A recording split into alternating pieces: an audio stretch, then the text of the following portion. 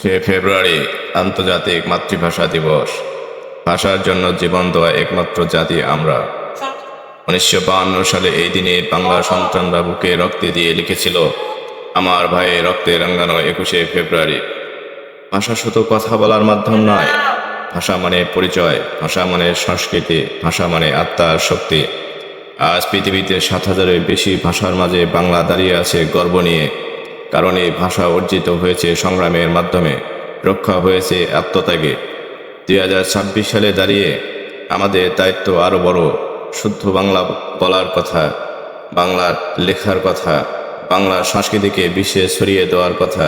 চলুন প্রতিজ্ঞা করি, নিজের মাতৃভাষাকে ভালোবাসি, সম্মান করি এবং ভবিষ্যৎ প্রজন্মের হাতে তুলে দেব গর্বের সাথে। শ্রদ্ধা ভাষা শহীদদের প্রতি, শ্রদ্ধা আমার বাংলা ভাষার প্রতি। শুভ আন্তর্জাতিক মাতৃভাষা দিবস 2026।